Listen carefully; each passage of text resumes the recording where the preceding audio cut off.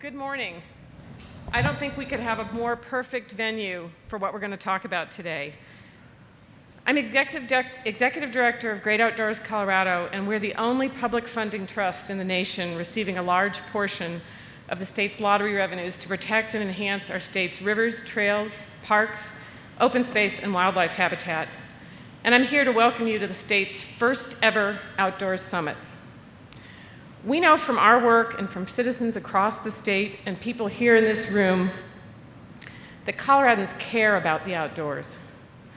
We're going to talk today about continuing to do the things Coloradans tell us they care about, protecting land for people and wildlife, connecting our communities through trails, parks, and open spaces, and inspiring our kids, and hopefully re-inspiring us former kids, to get outside and play and connect with nature. I want to especially thank our host, Kent Thiry and DaVita, and our sponsors who responded really quickly. We put this together in about 3 months and helped us make this happen on a really short time frame. Anadarko Petroleum, Bicycle Colorado, the Colorado Health Foundation, the Denver Museum of Nature and Science, the Greenway Foundation, Jim Kelly and Amy Knox, Kaiser Permanente, the outdoor industry, the Nature Conservancy, the U.S. Forest Service, and of course, the Colorado Lottery. We're going to hear first today from a set of business and community leaders and our governor, followed by a short video we hope inspires all of us to get outside, and then from visionaries and future leaders. We'll have lunch at Johnson Habitat Park, which is a new place for kids to connect with nature in the South Platte River. And they're going to be kids there doing what kids do really well in nature, thanks to the Greenway Foundation's South Platte River Environmental Education Program. In the afternoon, we'll have more in-depth presentations and conversations with state and national leaders. And last but not least, a party right back here in this spectacular space to celebrate what all of you do and what you will do for Colorado's outdoors.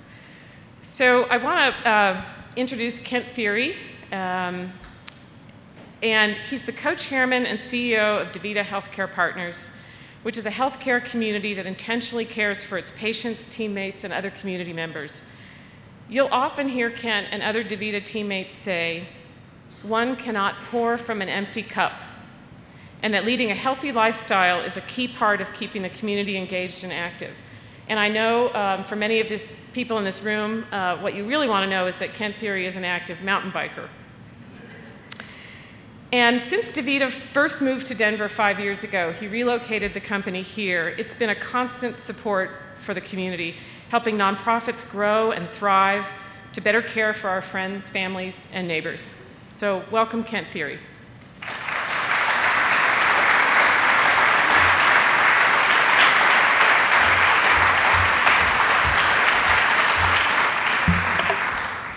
You got a better view than I do. I like this. I don't get up here often in the morning.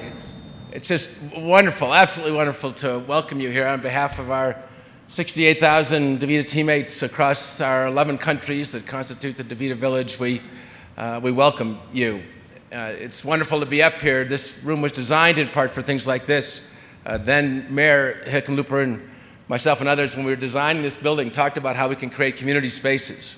That part of creating a natural ecosystem of for-profit enterprises and not-for-profit enterprises, academicians, government officials, to design spaces where they can convene and get stuff done in a constructive and productive way. And so this morning is sort of a manifestation of our own little ecosystem vision. And last night, the Denver Public School District had their annual Night of Honor, where they honor those people who are role models for their core values, which is patterned after the DaVita Night of Honor. And they were all in this room last night, 400 leaders from Denver Public Schools talking about values and talking about their communities. So you got to love it when a plan comes together every now and then. So we are thrilled to have the flock of conservation leaders here that we have here today. Now, some of you are probably hikers, and you probably think hiking is a good idea. John Muir, the patron saint of conservation, disagrees with you. I found this yesterday. In fact, he said, "I don't like either the word or the thing. People ought not to hike in the mountains. They ought to saunter." And he went on to say, do you know the origin of the word saunter? It's a beautiful word. Way back in the Middle Ages, people used to go on pilgrimages to the Holy Land. And when people in the villages through which they passed asked where they were going, they would reply, oh, this is going to be in French. So, à la Santerre. Now, me speaking French is like doing open pit mining in a national park. But anyway, it means to the Holy Land. And they became known as Santereurs, à Santerre. And that's where we get that word from. And he says, now these mountains are our Holy Land, and we have to saunter through them reverently, not hike. So, I'll now officially declare all of you as saunterers. There's an old Christian hymn, will the circle be unbroken, by and by, Lord, by and by, in a better home awaiting, in the sky, Lord, in the sky. I think of this in sort of from a secular perspective, not so much about the sky, but about the land, and preserving the land and that which is natural on it as part of the natural circle of life. And when we do our work right, the wonderful people in this room, we ensure that the circle of life, the circle of nature, the virtuous circle of man's and woman's interaction with the planet is an unbroken and smooth circle. If we don't protect the earth from which all flows and to which all things goes, we have some serious trouble. Only in a day like today, we're not talking about the hereafter. We're talking about the here and now. We're not talking about the promised land. We're talking about preserving our land. And we're not talking about everlasting life, but we're talking about giving an everlasting gift to those who will follow us. And that makes it a kind of a sacred day. 5 years ago, 6 years ago, I guess, was when we initiated the decision-making process of where we would move our headquarters. And we looked at a lot of different places and chose Colorado in a very purposeful way. And we chose it because of its ecosystem. Now, when I say those words, probably many of you think immediately of nature's ecosystem and how beautiful it is here in Colorado. But in fact, our primary focus was on the civic ecosystem instead. The fact that this is still a state where people take pride and a shared sense of accountability for the community and geography in which they live, where for-profit folks and not-for-profit folks, academicians, and government officials still get together in rooms and actually realize that a principled compromise is not a compromise of principles. And that's a special thing. And so we chose Colorado not so much for what it is today, but because of the way it is today and what that promises for the kind of policy decisions that will be made in the future. And of course, then Mayor Hickenlooper was a tremendous representative of that notion of principled compromise, getting stuff done, and protecting the environment. And we of the DaVita Village are incredibly happy and content to be here. Colorado is a different kind of place. A lot of us have traveled a bunch, and we did a lot of comparing, and I've lived in a few different places, and this really is a place where a lot of different things meet. Not only do the mountains meet the plains, and the West meets a lot of immigrants from other parts of America, and we're a lot of fourth-generation ranchers, meet people who just moved here from New Jersey and California and Texas and the rest, all places where we're consistently importing others. But more importantly, there's a culture of use of the land that constructively meets a culture of preserving and respecting the land. And that sort of balance and dynamism doesn't exist in that many other places. So when we stir the stew of the mix of people that live here, there emerges a more nuanced love for the land than exists in many other places. And hopefully a lot of constructive work will get done. So important to change, I think, the narrative around conservation to make it not sound like extra credit, not like bonus points. If you ever ask someone, should we leave the next generation no schools? Should we leave the generation no hospitals? That would strike people as a ridiculous concept. Of course, we build things that will last for the next generation, and we need to change the narrative around land so people think of it as equally essential, equally a no-brainer. Aldo Leopold once said, when we see land as a community to which we belong, that is when we will make real progress. And I think it is so important to redefine land issues as an integral part of day-to-day life, not as something off on the side. And in order to do that, we must weave a quilt with a lot of different panels on it. We have to talk not about just legacy lands, but urban parks, and not just watersheds, but also biodiversity. And we need to get more intense about the economics of ecology, because the fact is there are so many areas where preserving land has an incredibly positive economic net present value, which is not sufficiently well defined for people and often policymakers to understand. I used to be on the national board of the Trust for Public Land. I don't know if there's any of those folks here. A wonderful, wonderful group. And there, our dream, which I know lives on, is to have every child within a 10-minute walk of a park.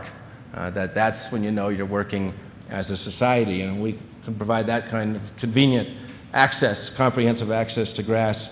It'd be nice to be as known for that as we are for access to other grass across the country. And the need for thinking about this in an integrated way is so significant in order to achieve the kind of political victories we need to. And I love a quote by John Muir who said, "When we try to pick out anything by itself, we find it hitched to everything else in the universe." And that, of course, is right among the rocks and flowers and insects and fish and birds and all the rest of nature, but also true in the political ecosystem. I'm going to move on here shortly. I do want to go back to John Muir, who reminded us. He said, "Climb the mountains and get their good tidings. Nature's peace will flow into you as sunshine flows into trees. The winds will blow their own freshness into you, and the storms their energy, while cares will drop off like autumn leaves. As age comes on, one source of enjoyment after another is closed, but nature's sources never fail." So good for us all to get more people out there who will feel that energy and then support our cause all the more. Speaking of inspiring causes, just the energy in this room and talking to one or two people got me excited this morning. Please don't tell my wife, but in my excitement, we pledged some funds to an initiative that was announced yesterday in the front page of the Denver Post, the Inspire Initiative, which is going to focus on getting young kids out into nature, in particular kids who might not otherwise get that chance. And so on behalf of my wife and I, Lise, will personally pledge $50,000 to get that done, get that started.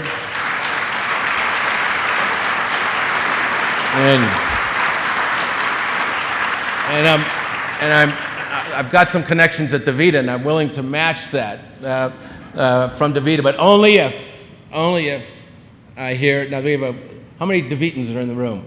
Smattering. There's only about 3 or 4. So we do a thing at DaVita, and then I'm going to do it, and then you guys got to do it, but it has to be, instead of you saying DaVita, you say GOCO. So I think there's only about 4 of us here. Yo, DaVita! Okay, now it sounds better when there's a few hundred people. But if you want the $100,000, 50 from us and 50 from DaVita, you got to yell out, "Yo, GOCO," okay? Yo, GOCO! It's not enough. Yo, GOCO! All right, $100,000 is yours.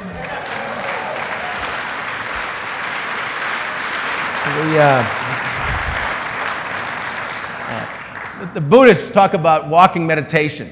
And on my good days, I remember to do this, that every time your foot touches the earth, that you feel a communion with the planet and the continuity of that planet. And it's often just a very soothing and settling way to just feel that connection every time your foot hits the ground.